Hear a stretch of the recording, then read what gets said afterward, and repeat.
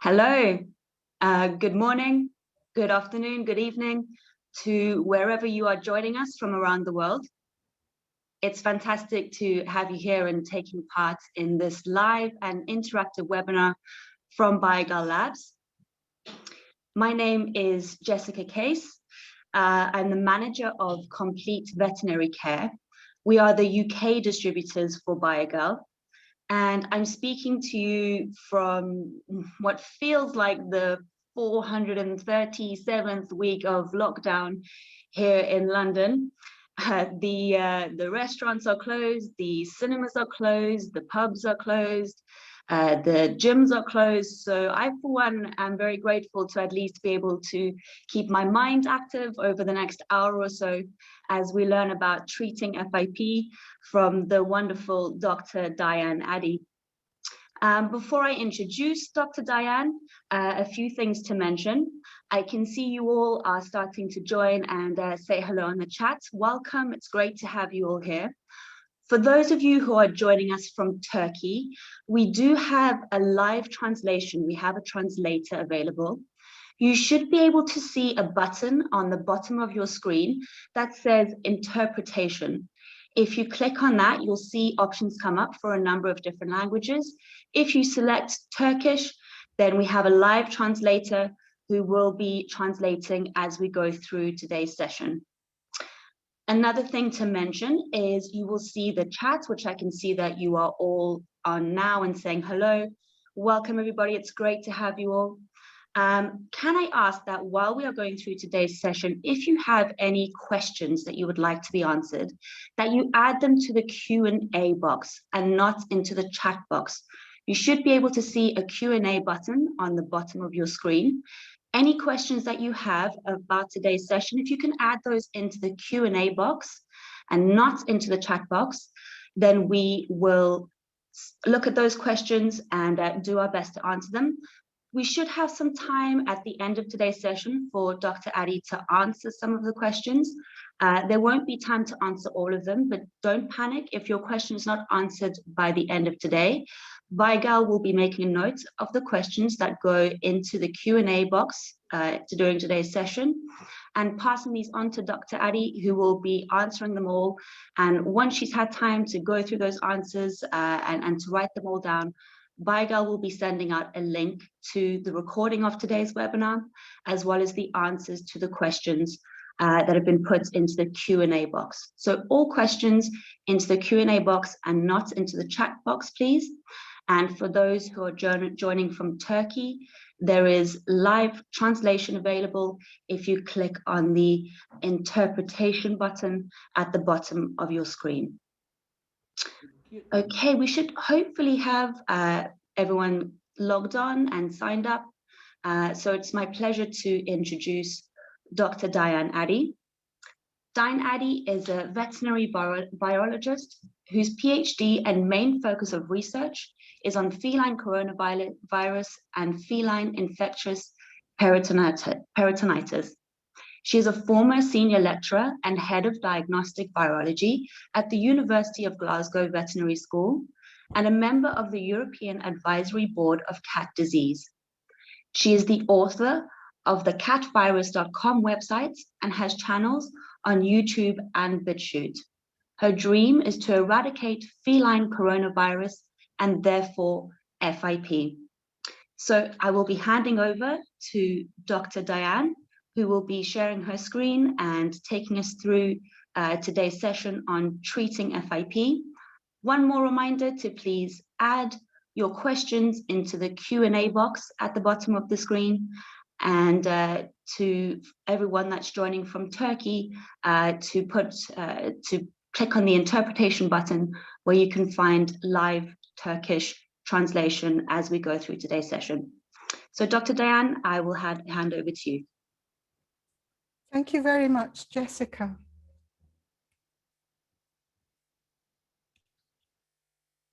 Welcome to this webinar and thank you very much for attending. These are 4 cats who came to my online practice with their guardians seeking advice about FIP treatment. My question to you is which of these cats you would treat for FIP. Skywise and Frank both presented with uveitis, and you can see their keratic precipitates in the red circles. Basil was an 11.5-month-old British Shorthair cat with ascites, and Logan, a stray cat with high globulins. Jessica, may I have the first poll question, please? So which of these cats would you treat for FIP?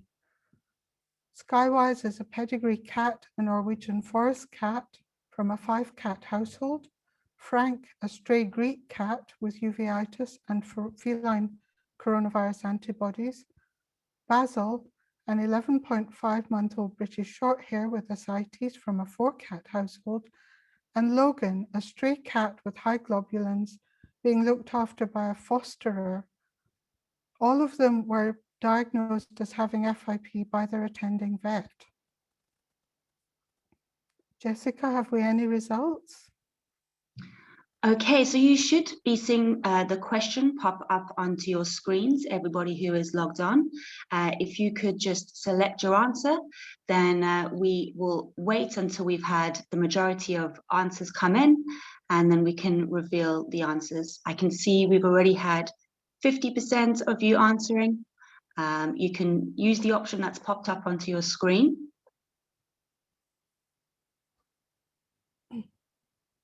I can see those answers are coming in, so we'll just wait and give everyone a bit more time to answer, and then Dr. Diane will discuss the answer. We're on 60%.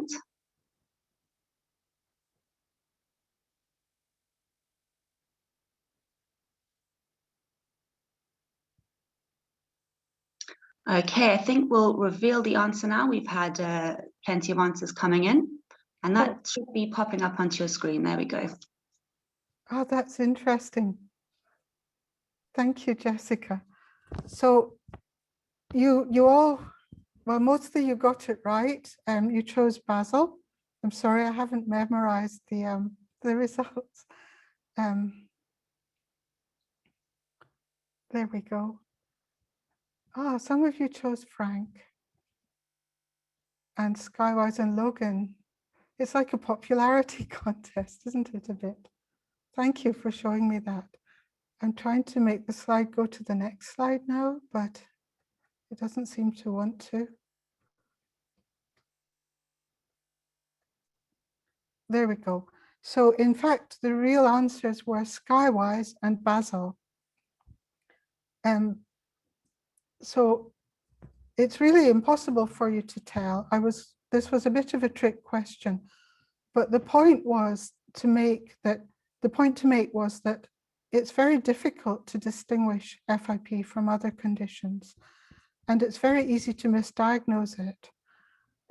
Frank had toxoplasmosis, and he was cured with 1 month of clindamycin. And toxoplasmosis is one of the most commonly mistaken misdiagnoses for FIP. And here is Frank after his course of clindamycin. He was a Greek cat being exported to Australia. So here he is, alive and well, 2 years on. I was sent that photo for Christmas. Logan was the stray cat, and stray cats rarely have FIP, but you probably were thinking that he's being in a multi-cat foster situation, possibly. And Tabitha was really wonderful. She approached me, she wanted to do the treatment despite their attending vet advising euthanasia. And I advised a dental and cutting his claws, obviously. She told me that she had fostered over 100 cats and successfully rehomed them. And Logan was the first cat that she'd failed with, because she kept him. Here he is sitting on her knee in front of the fire. So happy ending for poor wee Logan. So the first key message of this webinar is to get the correct diagnosis. As Professor Mike Willard once said, a wrong diagnosis can be far more devastating than no diagnosis. And the proportion that I've shown you just now is reflective of the real proportions that come to my online consultation practice. about 40% of the cats turn out not to have FIP, but to have some other condition. So let's look at the details of Skywise. And to get the correct diagnosis, the days of needing to do a biopsy are past. You will need to do biopsy post-mortem if it's a litigation situation. For example, somebody who's bought a pedigree kitten who develops FIP and dies. But for treatment purposes, if the cat has effusive FIP, you can more or less confirm it by RT-PCR on the effusion.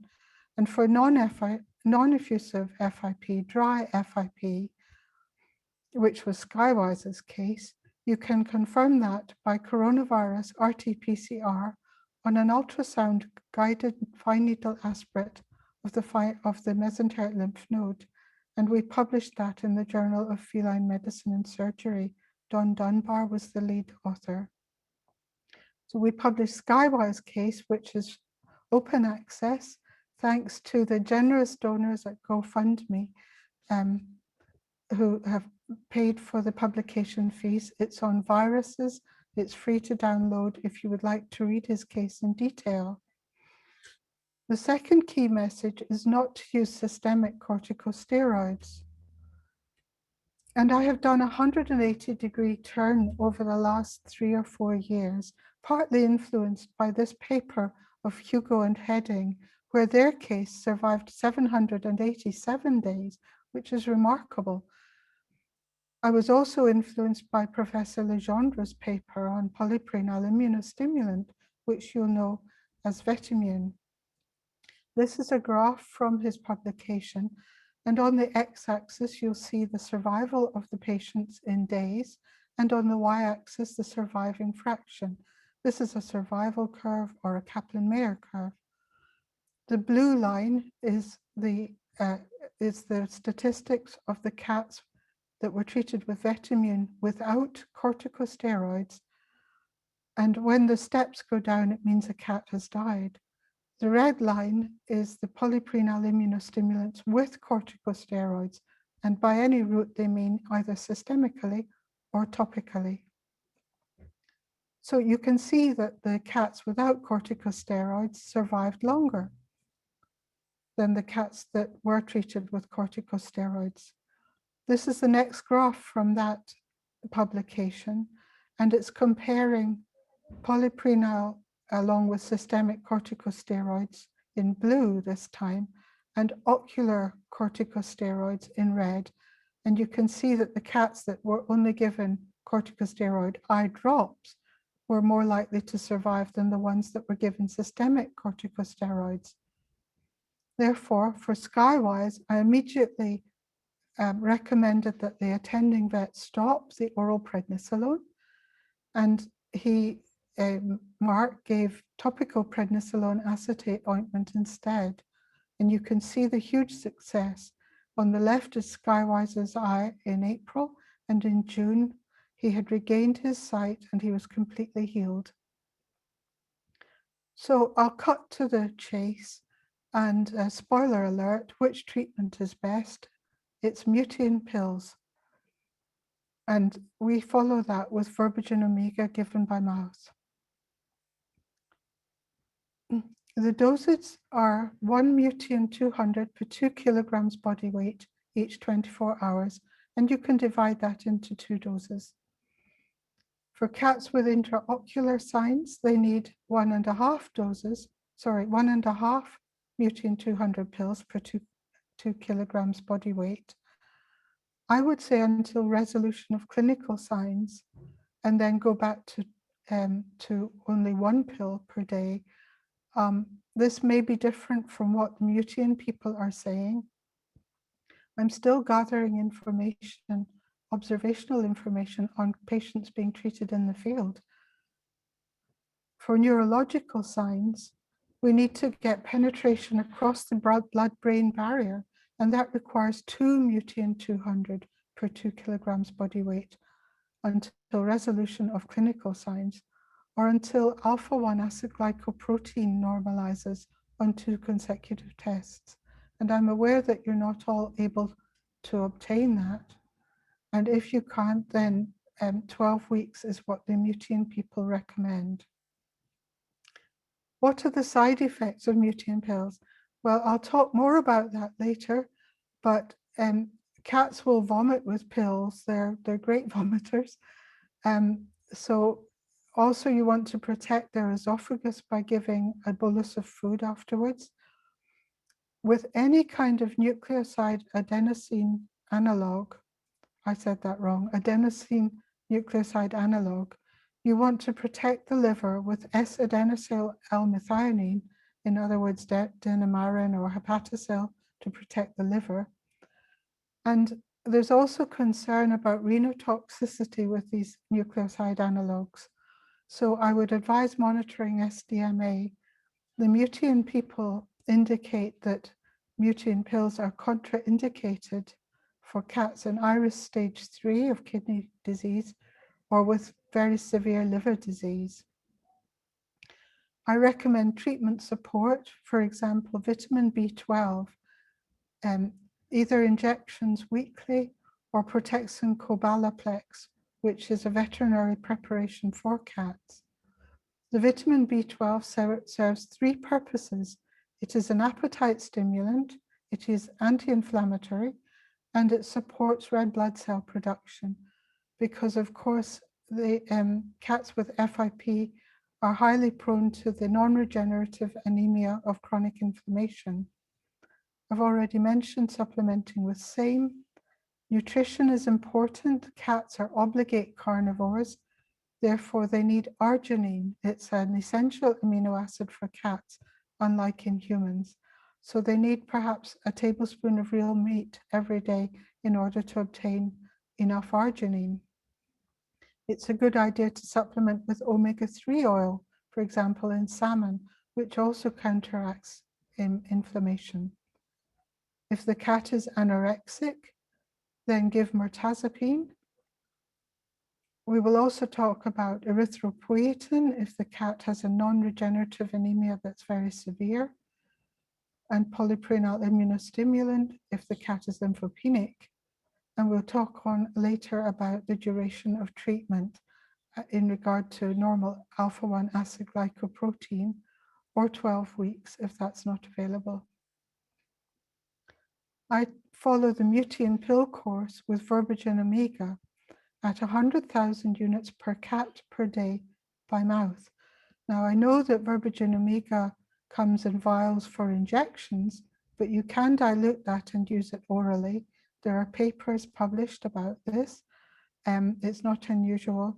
And on www.catvirus.com, there's a free download of how you actually go about diluting it to get 100,000 units per day. And the duration of that treatment is until the feline coronavirus antibody titer reduces significantly. I recommend that you take fecal samples from the patient before you treat, and then from the in-contact cats for coronavirus RT-PCR testing. The reasons for that are, first, to check whether the antiviral that you are using works against the virus infecting your patient. I've not had a problem with that with Mutian pills, but it's worth doing. And then secondly, to find out if there is a risk of the in-contact cats reinfecting your patient, because I'm unclear at this stage how often people think their cat is having a relapse of FIP, whereas in fact the cat might be reinfected. I don't know, but I take the precaution when cats come to the online practice of clearing the in-contact cats of virus. Skywise lived with 4 other cats, and these are their for feline coronavirus reverse transcriptase quantitative PCR results on day 7 and day 41. And Skywise had already had a Mutian pill before he was tested.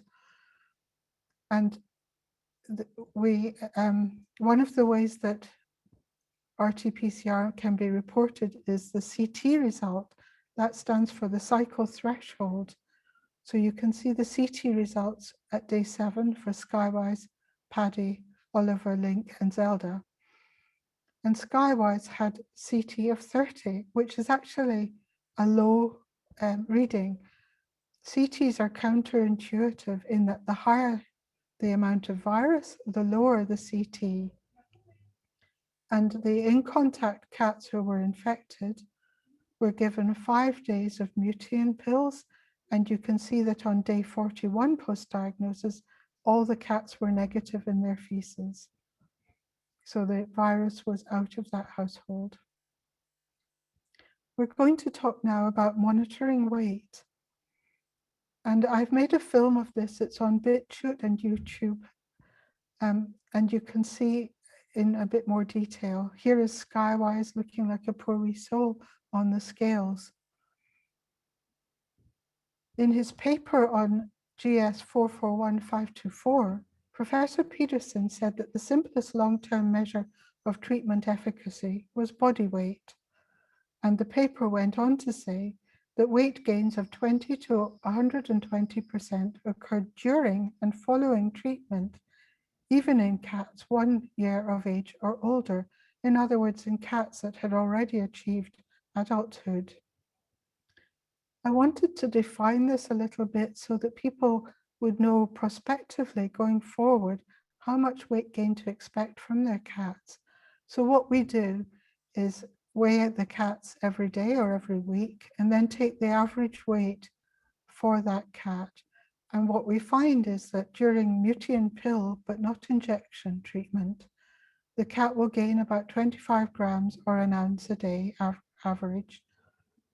But effusive cases initially may appear to lose weight as the effusion resolves.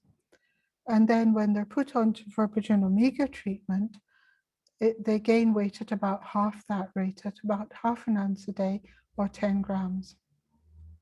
So here is Skywise on the scales.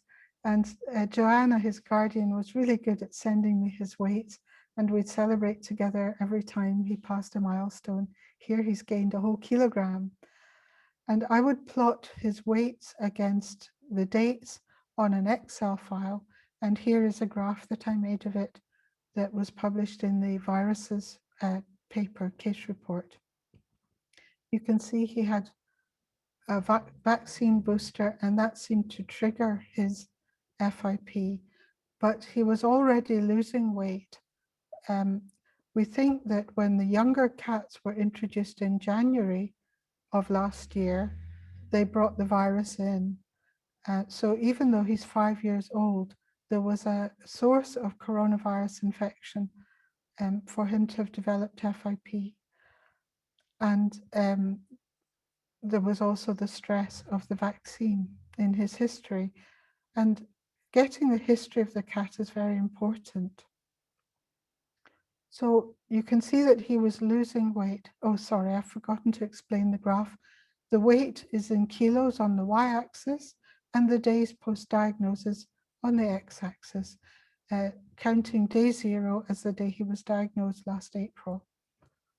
So you can see that he was losing weight considerably before he was diagnosed. And that was about 22 grams a day of weight loss. When prednisolone was begun, his weight loss slowed to 2.5 grams a day, but he was still losing weight. And then Mutian pills were begun, and he began to gain weight at 22.6 grams a day. And then after 50 days on Mutian, he was on Verbigen Omega and gained 8.6 grams of weight per day. This is Noldor with effusive FIP. And thanks to David for the photo of Noldor. He was losing 10 grams a day when effusive FIP was developing, and that worsened to 42 grams a day while he was on prednisolone. Then I got involved and said, please stop the prednisolone. He was put onto Mutian instead, gained nearly 30 grams a day, and then on interferon omega, he gained nearly 17 grams a day on average. And you find that the cat's weight levels out. He's weighing regularly now about just under 6.5 kilograms. So it's really important not to use prednisolone or systemic corticosteroids, except for palliative reasons, for a cat where all hope is gone and lost. If you're unable to obtain Mutian, then use meloxicam rather than steroids. And that's what I was doing with meloxicam, Verbigin Omega, plus or minus polyprenal immunostimulant before the anti-coronavirals came along. I'd like to talk about Jasper here, and there he is at the back, and how weighing him saved his life. He had a very conscientious vet who would weigh him every year when his booster vaccine was given. And then in 2019, they realized that he'd lost 600 grams. Now, over a period of 1 year, 600 grams isn't that much. And at the time, it was put down to a change of food. But luckily, the vet had noted all that and had remarked on it, so that when he continued to lose weight, his guardians became aware of that and brought him back to the surgery. He was investigated, he was found to have FIP, and then he was given treatment and he recovered. So you can see that the subclinical non-effusive FIP had lasted for over 14 months in this case.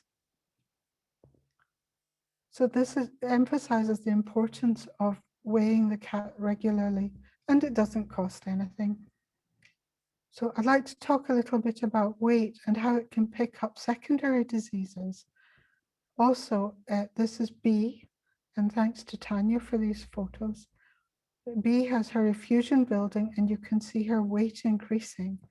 But then her weight began to decrease before the Mutian was started to be given, as shown by the red arrow.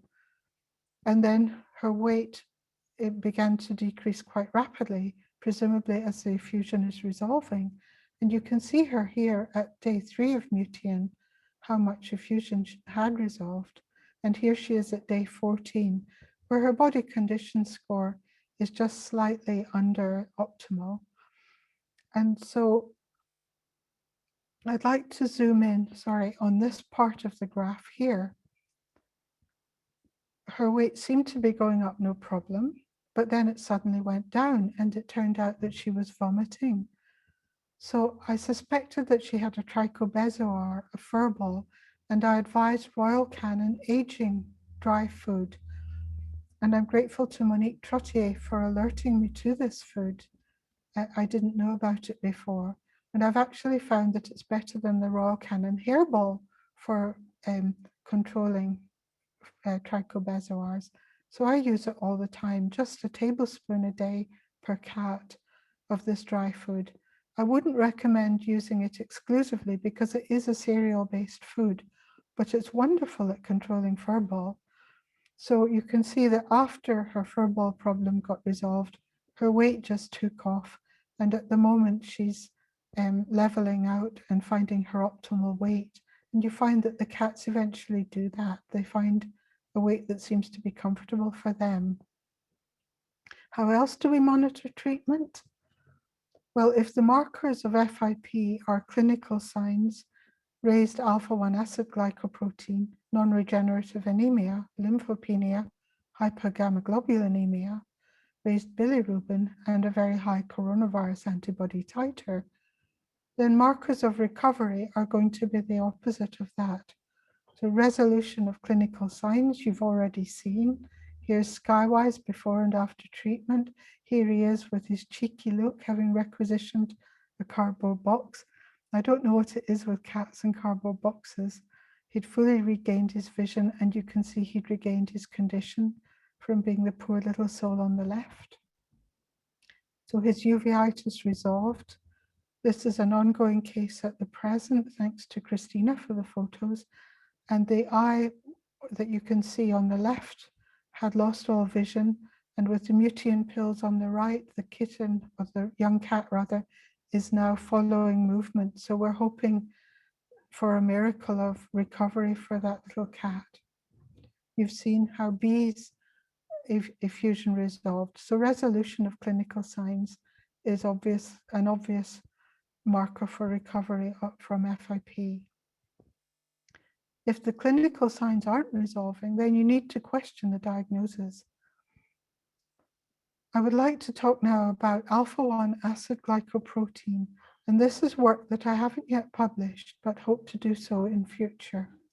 Consistent reduction of alpha-1 acid glycoprotein levels to normal levels of up to 500 micrograms per mil is, in my view, the single best marker for recovery from FIP.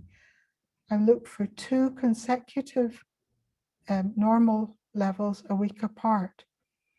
AGP is an acute phase protein, so it rises within hours of an infection or of inflammation or trauma.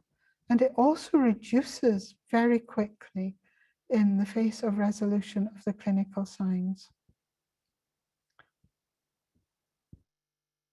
I'll jump about a little bit with the items on this slide. Normal globulin is slower to respond than AGP. This is Skywise's globulin level in purple. The normal level at 45 grams per liter is the red dashed line. And you can see his globulins coming back down towards normal, but taking a long time to do so. And the colored lines indicate which treatment he was on at each time. So you can see the interferon omega in the green line. His globulin levels didn't return to normal until he was well within the Ferbingen omega oral treatment part of his treatment. Markers like total protein and albumin globulin ratio are useful in terms of globulin. And the albumin globulin ratio here is shown in red, again with the treatments along the bottom in different colors. An albumin to globulin ratio of greater than 0.8 rules out a diagnosis of FIP. And we were very happy when Skywise's results got to that level. But as you can see, he was some months into treatment before they did. When you're worried about the possible toxic effects of using anti-coronavirus drugs, you really don't want to have the cats on these kinds of treatments for very long term. And I get some rather scary emails from time to time from people who have used things that they've bought online that haven't worked, and so they've used one after another on their cats for months on end, which is really very sad. The albumin to globulin ratio, just a quick reminder, I know you know this, it's the albumin divided by the globulin. And sometimes vets say to me, but Diane, my machine doesn't give me a globulin result, but a sort of quick way to calculate it is to take the albumin from the total protein, and that gives you a rough idea of the globulins, so you can work out the ratio from that. Remember that cats that have colonic FIP, for example, may have very low albumin globulin levels, may have very low albumin because they're losing the albumin from their gut, and that will skew the albumin to globulin ratio.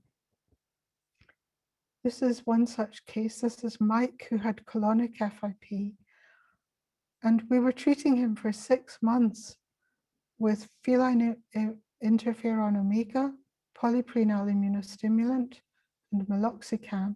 He's still on those treatments some 2 years later. The black line with the black dots is his globulins, and you can see that, it's his albumin globulin ratio, and you can see that it didn't come up until after he was on 12 weeks of injectable GS 441524, and that was briefly available from DC Chemicals and no longer is. But he kept on shedding virus in his feces. It didn't eradicate virus shedding. And Mike's guardian said, Mike's skin has really taken a beating. He has bumps all over his body where the injection sites are. we've talked a bit about Skywise. I'd like to move over to Basil now, who's the other cat, the one that the majority of you rightly believed had FIP. This is the FIP diagnosis algorithm, which is a free download from the catvirus.com website. And on this, on the right side, I've made a little table of approximate probabilities of a cat with an effusion having FIP based on a paper by Dr. Soma from Japan. So Basil was a British short hair, which means you can rule out this column of domestic cats. And secondly, his age is under a year. So that tells us that he had a 95% probability of having FIP. And this is just a rough guide because you will have to wait while the effusion RT-PCR result comes back. And his effusion was sent off and was positive by RT-PCR. So we were content that he did have FIP. Do not use systemic corticosteroids. That's my second key message here. So we took him off corticosteroids. At that time, Mutian wasn't available. So we were going to go with GC376 and Verbigen Omega, of course, as well as polyprenal immunostimulant and various other supportive treatments. GC376 was first published by Professor Peterson in the Journal of Feline Medicine and Surgery. Basil's attending veterinary surgeon was just amazing, just really excellent. They saved his life and they threw all kinds of treatments at him. I'd like to talk about his hematocrit in particular. So Basil was given polyprenal immunostimulant on day 4, as well as vitamin B12 injections weekly. And he was put on a drip, he was given mirtazapine, he was given lots of supportive treatment. When I got involved, at the time I'd been looking at itraconazole as a possible treatment. I do not recommend that now. The cats lose dramatic amounts of weight on it. It doesn't stop them shedding virus and it doesn't cure their FIP. So I would very much be against using itraconazole in FIP. But at that stage, he got onto that and meloxicam at day 5. The Verbigen Omega arrived at day 12. And you can see that his hematocrit, which is shown in the red line, was falling dramatically and got to a very worrying stage about 12 days in. And at that stage, his attending vets wanted to do a blood transfusion. And I pleaded with them, please don't do that, because I had seen records of both Rowley and Luca who had dry FIP and profound anemia, and they had both died within hours of a transfusion despite being blood type match. They were both blood group B, and despite that, they went into shock, hemolytic anemia, and had to be euthanized. So I said, please use darbepoetin instead to stimulate his red blood cell production. And he was given that on day 14, and his hematocrit did go up. And then the GC376 arrived on day 17. And despite him feeling a bit better in himself, his red blood cell pattern continued to wave around, going down again, which was very worrying. It makes you then think, well, is our treatment not working? What's going on with this cat? I'll just take away the extraneous things for a moment. I felt that I had seen that pattern somewhere before. And my question to you, Jessica Q poll question, is have you seen it before? And is it typical of, for example, feline leukemia virus, FIP itself, infectious anemia, or chronic kidney disease, or something else? Please, Jessica, can you launch the poll question? Okay, we should get the poll question popping up onto screens again. There we go. So everybody should have the opportunity to select their answer. We'll give some time for the answer to come in, and then we can reveal what everyone has voted, and Dr. Addie can discuss the answers. Thank you to everyone that's taking part. We've got lots of questions coming in. You can see that we've had 30% of you answer the question that's come up on the screen. Lots of chat and questions coming in. It's great to have you all taking part. We will do our best to answer some of them at the end of today's session. If we're not able to, then we will be sending out a link to the questions and answers at a later date. We've got 50% of the answers coming in. So you should be able to select your answer. And once you've got enough, then we will discuss what's come up.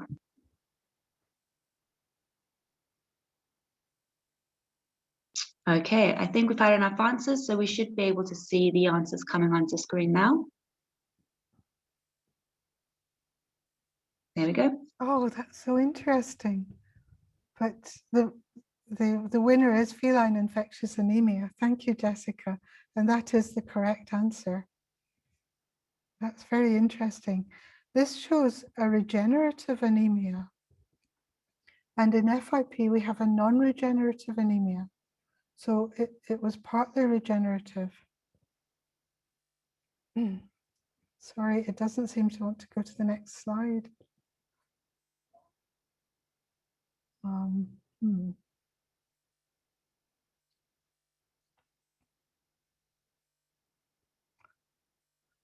not quite sure. My computer seems to have frozen a little bit with that. So what this reminded me of was a graph that I had seen published by Feline Tasker, where she showed the hematocrit, or the packed cell volume, going up and down in this wavy way with a 7 to 10 day interval, corresponding to when hemotropic mycoplasma parasitemia is at its worst. I'm not quite sure. Yotam, have you any advice about what I should do to try to unstick my computer? It seems not to like the poll questions.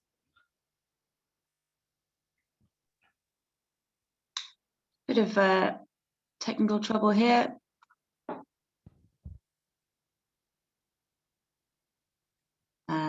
It might be worth trying to share your screen again, Dr. Addie. I'll stop and then I'll share again.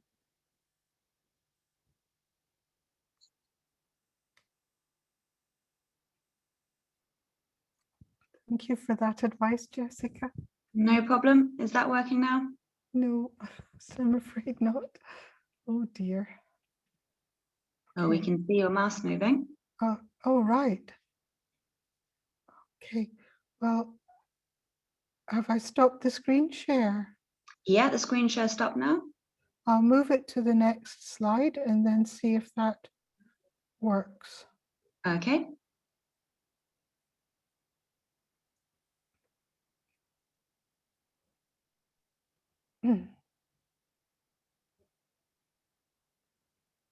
Very sorry about this, everybody.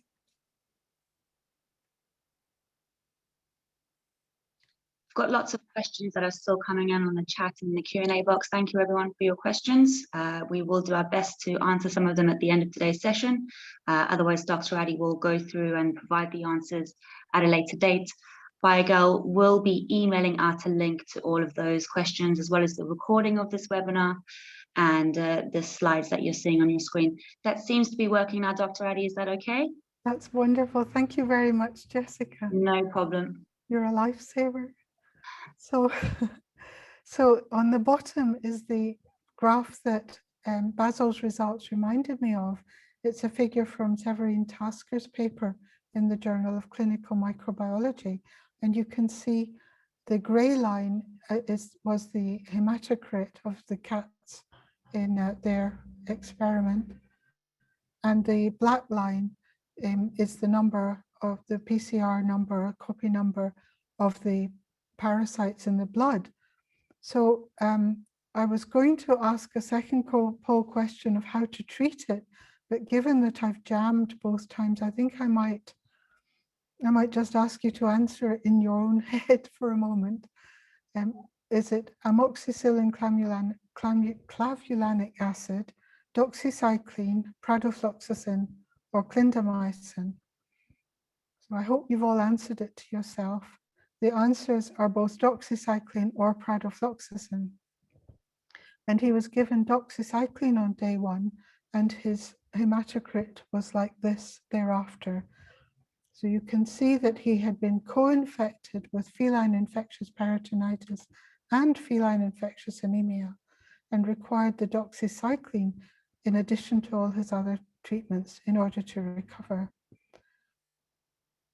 His weight also turned around when we treated the secondary disease. And that brings me to the subject of secondary diseases, which I do see in some of the cases of FIP. Most commonly, hemotropic mycoplasmas, and some animals are co-infected with toxoplasmosis and require clindamycin as well as the FIP treatment. Presumably, latent toxoplasma becomes active when the cat is immunosuppressed with FIP. If they have herpes virus, and most cats do have latent herpes virus, that may manifest as sneezing or conjunctivitis. You've already seen B and her fur balls. And I don't know if this is related or not, but some cats are like Buddy here and develop acne, and happily it responds to saltwater bathing. It's a mystery. It may simply be coincidence. I don't know why that would occur with FIP.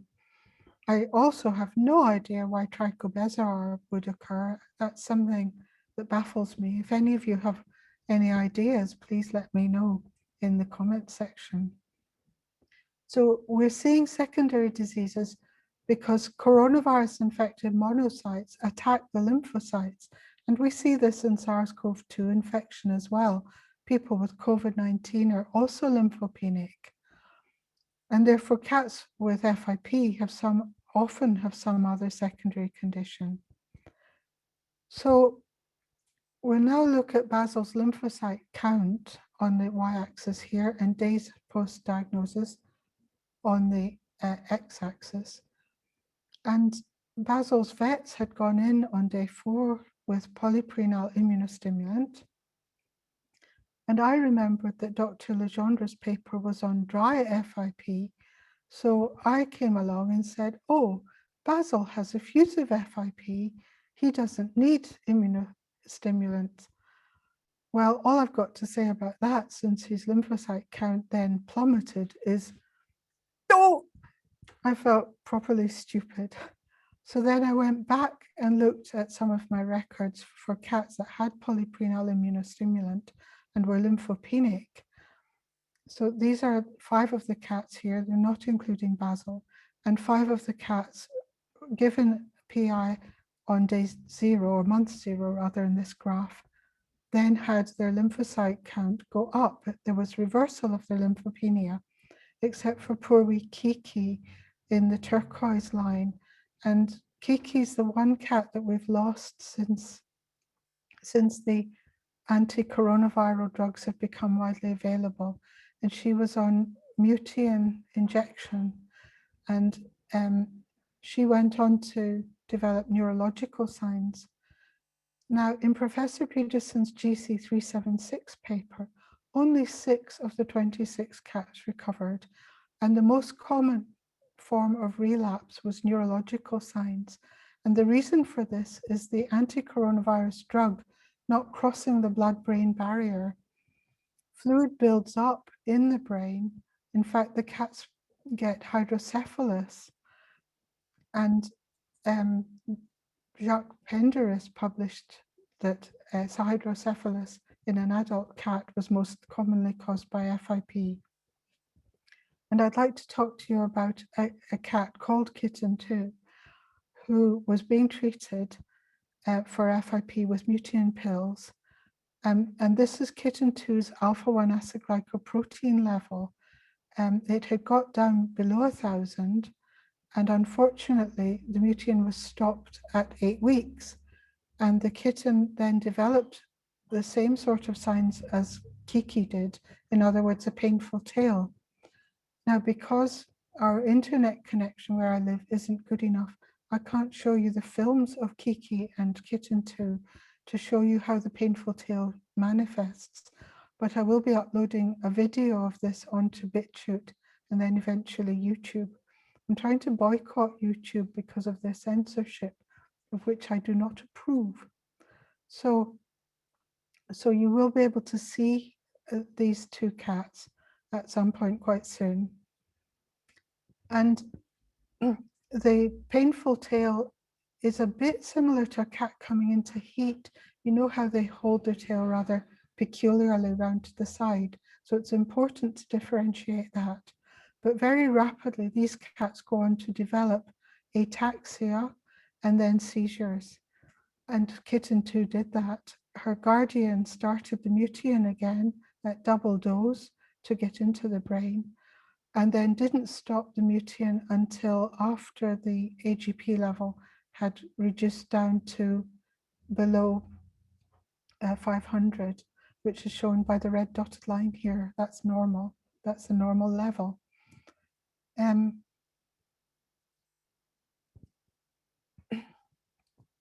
So you stop the Mutian pills when you have 2 consecutive AGP results. Oh, sorry. I knew there was something I wanted to say there. Kitten 2 is still alive and well. She made a full recovery. And another area that I used to be wrong in, there are quite a few of these you'll find, is that we used to always recommend that if a cat had neurological signs, they were euthanized. Whereas nowadays, we're seeing an amazing number of them come back from ataxia and even seizures. It's just amazing. So stop the Mutian pills when you have 2 consecutive AGP results that are normal, or at 12 weeks, which is what the manufacturer recommends. And the manufacturer said to me that they wouldn't honor the guarantee that they give if the cat had stopped Mutian early. And when, in my cases, what we do is we stop the Mutian and begin the oral Verbigen Amiga. And people say, well, when can I stop that? And at the present moment, I'm saying when the coronavirus antibody titer reduces significantly, then that will take months. That will be quite slow. And I haven't yet found another better marker for that. It may not be necessary, but given that we've had no relapses, I don't want to stop it. This was to be another poll question, but again, I'd rather press on if you don't mind, because we're getting on in time. So this cat had been on GS injections and then Mutian pills the year before. And then he presented to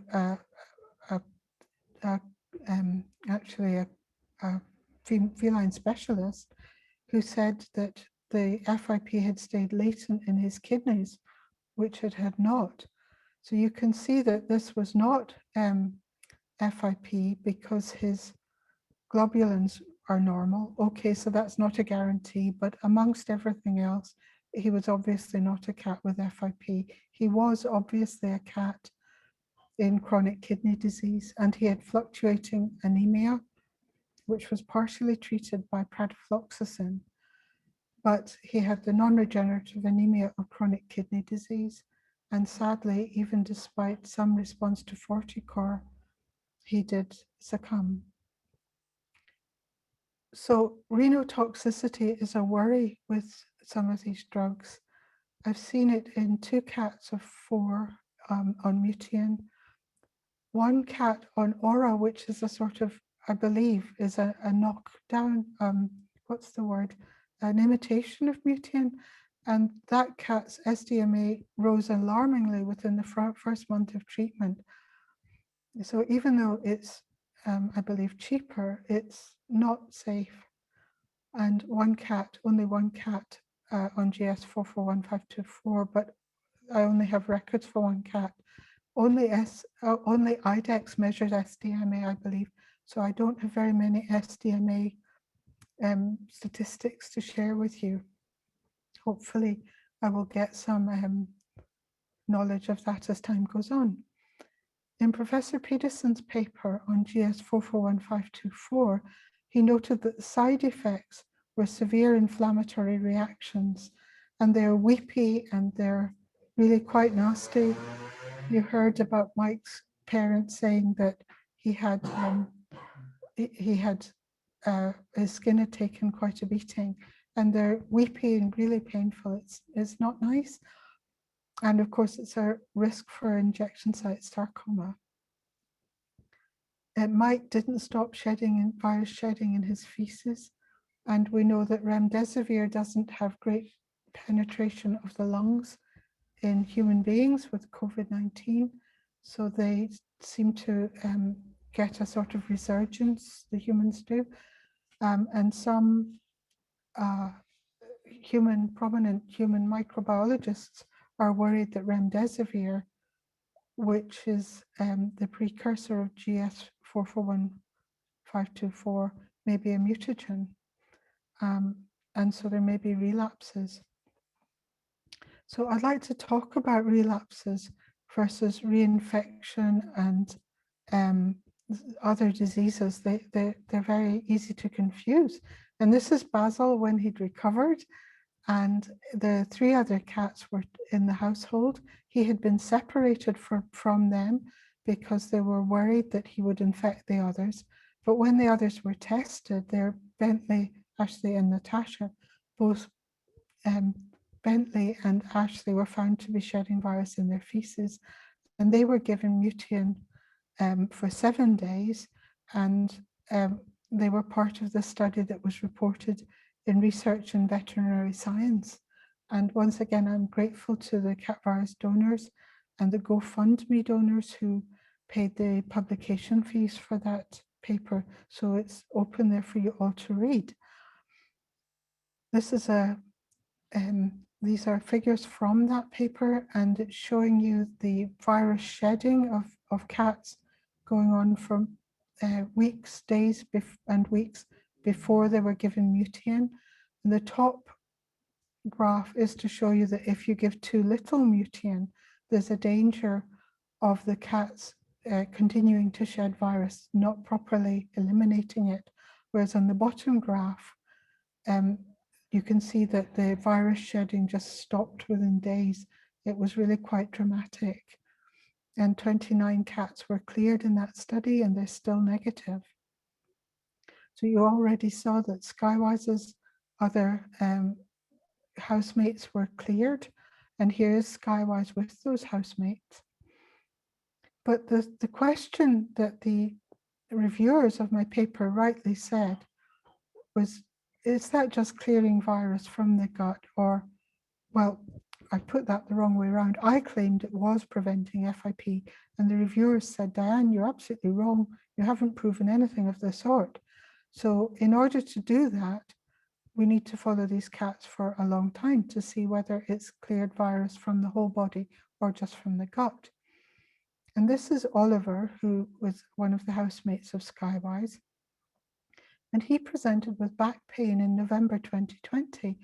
And actually his study will be published as a blog, thanks to Biogal agreeing to publish it.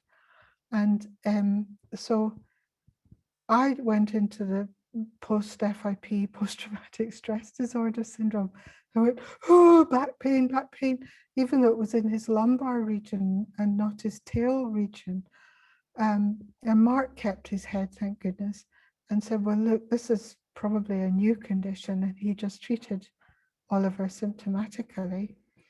And what we did was measure his coronavirus antibody titer, which had been over 10,000 in April last year and had fallen to 40 in November. And that conclusively showed that he was not a relapsing FIP, or that FIP hadn't incubated all that time and then reared its ugly head in November.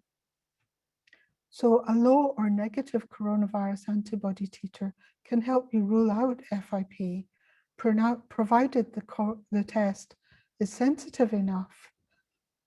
And I'd like to point you to our paper back in the Journal of Feline Medicine and Surgery, published in 2015, where the coronavirus immunocomb came out as the most sensitive test with 100% sensitivity. So Joanna, who was Skywise's guardian, was so pleased with that result for Oliver that she then antibody tested all the rest of the cats. And you can see that their antibody titers were falling significantly as well. And we brought Skywise off interferon omega, but then his herpes virus popped up, so we had to put him back on it. So a reducing antibody titer is really very useful. And I would advise you take the first antibody titer somewhere early in infection, but then don't bother to do it again until every 2, 3, 4 months, because it won't change very quickly. Often they're so high that they take many months to decrease. And here is a graph of the antibody titers of Basil's housemates. Basil in blue, Bentley in brown, Ashley in green, and Natasha in purple. And you can see that 10 months on, they had decreased quite well, except for Basil's.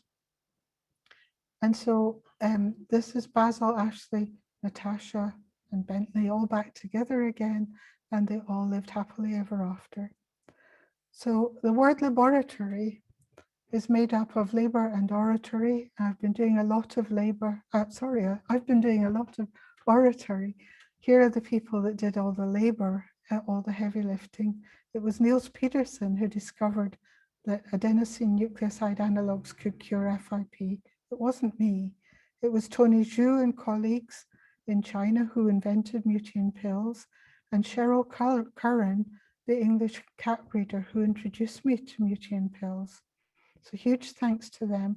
Huge thanks to the innumerable cat guardians and their veterinary surgeons who over the years have made my research possible. And a special shout out to Oz Jarrett for having the courage to take on a kind of mad clinician from the northeast of England. And big thanks to Biogal, the makers of the coronavirus immunocomb, who organized this webinar. Tremendous amount of work behind the scenes. Thank you, Yotam, Jessica, everybody, Ojge, for translating into Turkish. Huge thanks to the cat virus donors and subscribers who support me in my work and allow me to be independent and not dependent on any of the products that I've mentioned. And I would be more than happy to take your questions now. Jessica, have you chosen any? Great, thank you so much, Dr. Addie. That was fantastic, very, very interesting. Thank you very much for your time. We do have a few questions that we hopefully have some time to answer. As I said before, we can't answer all questions today, but everybody who has added questions into the Q&A section, these will be passed on to Dr. Addie, who will be answering them at a later date, and Biogal will send out a link to these answers once she's had some time to go through them. But some questions to you for now, Dr. Addie. We've had one come through from Kiki Fleerschauvers. Kiki, please forgive me if I didn't say your surname correctly, but Kiki's question is, when I have no access to Mutian, is the combination of NSAID and verbagen omega a good combination? Thank you for your question, Kiki, and I won't even attempt to pronounce your surname. I would choose meloxicam or loxicam as the non-steroidal anti-inflammatory of choice, and verbagen omega. You saw, along with things like vitamin B12 and all the supportive treatments that I mentioned, and you saw that it maintained Mike for 6 months before Mutian was available. I don't know really of anything else at the moment that you could use. In human beings, there's tremendously exciting work coming out about ivermectin, reducing the mortality of COVID-19 patients. One problem is that you would need 5 times the dose which could be toxic to cats, but that's something to watch out for. And the other thing to watch is Jackie Norris's group in Australia. They looked at mefloquine, and you've probably heard that in humans with SARS-CoV-2, hydroxychloroquine is a possible preventive and therapy because it's an ionophore that allows zinc to get into the cells, and zinc has anti-coronavirus effects. So Jackie Norris and her colleagues have looked at mefloquine and worked out a dosage for that. So I wouldn't recommend that at the moment because it's also possibly toxic, but I hope to be reporting on that in future, and I will talk about it more in my upcoming book. We plug for the book. Watch my catvirus.com website, FIP treatment page for news of that. But yes, for the moment, using meloxicam, Verbigin Omega at 1 million units per kilo subcutaneously every other day in effusive FIP, which is the acute manifestation, and given orally at 100,000 units per day, per cat per day orally. And you can obtain on my website a free download for instructions of how to dilute it to get to 100,000 units per day.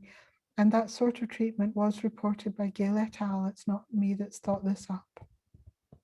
Great, thank you. Dr. Addie, could we get you to just end your screen sharing as well? Yeah. So that we can see you, that'd be great. While you're doing that, another question from Sylvia Badford. Sylvia says, I just had a 12-month-old kitten get very sick with fever, progressive neurosigns, anemia, globulinemia, stunted growth, suspected FIP, and owners elected euthanasia. There are 2 other cats in the home, a 15-year-old and a littermate from the deceased cat.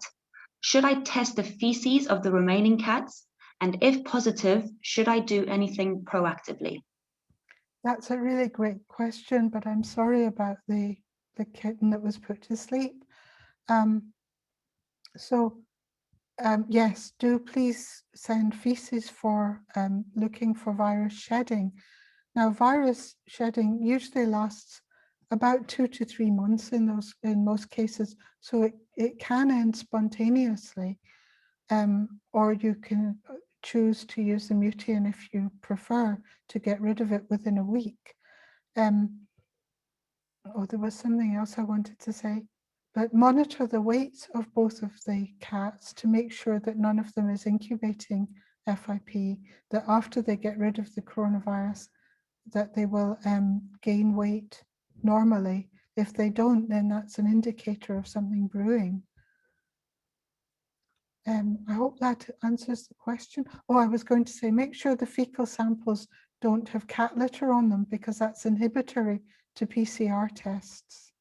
And use a really good laboratory such as Veterinary Diagnostic Services in Britain. And I did omit to mention that they receive samples from all over the world, so they can test AGP there if you want. That's the Veterinary Diagnostic Services at the University of Glasgow Vet School. IDEX UK does measure AGP, I think, but it doesn't in all countries. Italy does have good scientists that measure AGP, but I'm aware it's not available everywhere. I'm hoping Biogal will remedy that situation and make an AGP immunocomb. Okay, well, our next question is actually about the AGP levels as well. There's a question from, this will be the last question for today as well, from Emil Vassaran. Emil says, I don't have access to check AGP levels. What else can we do as a marker for healing? Do you recommend SAA? Oh, that's a really good question, Emil. Thank you. In the paper that Sue Duthie published initially on AGP testing way back, a long time ago, she did look at SAA and didn't find it as useful. But if that's what you've got available, then it might be worth looking at. In humans and dogs, C-reactive protein is monitored as a measure of treatment efficacy. I'm not sure if that would be useful in FIP cats. I haven't looked at that, but that's a good question. I hope that you'll look at that and maybe give me some feedback. Thank you, Emma. Great. Okay, well, I think that's everything that we have time for today. So thank you so much, Dr. Addie. That was fantastic. Thank you very much for your time. And thank you so much to everybody that has taken part in today's webinar. It's been great to have you all taking part in all of this and sending in all of your questions. One more time, I will say that if your question hasn't been answered today, don't worry, your question will be put to Dr. Addie, who will be taking some time to answer the questions that have been put in the Q&A box. Biogal will be sending out a link to this recording, to the slides that Dr. Addie used, and she will be answering the questions. All of this will be sent to you as a link later on. So thank you very much, Dr. Addie. Thank you very much, everybody, for taking part. It's been great to have you all here, and we will see you next time. Thank you very much, Jessica. Thank you. Bye-bye.